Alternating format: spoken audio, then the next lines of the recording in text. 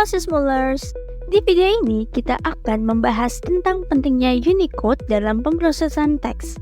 Yuk tonton dan simak penjelasannya berikut ini. Setelah dikembangkannya komputer, semakin banyak orang yang menggunakan komputer untuk menyelesaikan berbagai pekerjaan.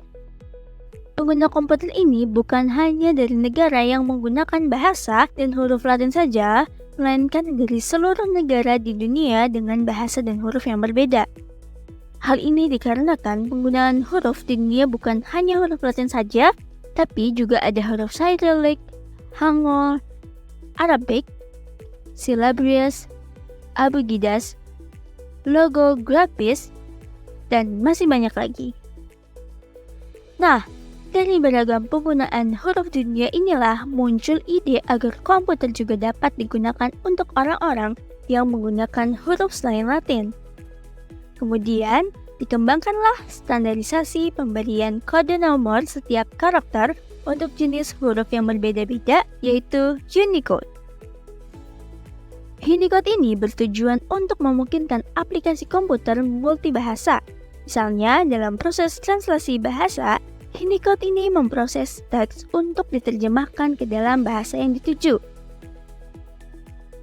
Untuk lebih jelasnya, kita akan mencontohkan proses translasi teks dari dua orang yang sedang berbicara dengan dua bahasa yang berbeda, yaitu bahasa Indonesia oleh Ani dan bahasa Korea oleh Yuna.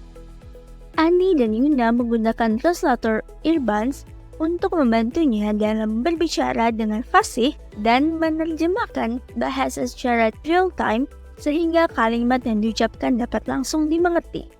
Peran Unicode dalam penerjemah bahasa secara real-time menggunakan alat bantu translator Earbuds ini yaitu ketika Ani mengucapkan halo selamat pagi, suara akan dideteksi dan diterima oleh Earbuds yang digunakan Yuna. Lalu, suara yang diterima dalam bahasa Indonesia akan dikonversi menjadi teks.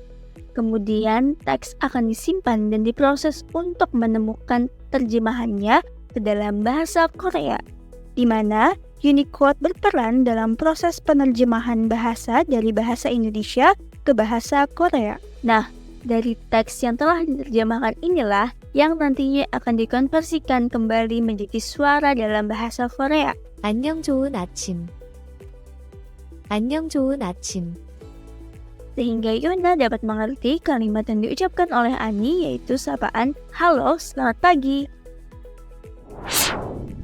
Dari pembahasan tadi, dapat dipahami bahwa Unicode merupakan karakter encoding yang memiliki peran penting dalam merepresentasikan dan menyimpan karakter bahkan memproses teks dari berbagai bahasa dan huruf yang digunakan oleh negara-negara di seluruh dunia.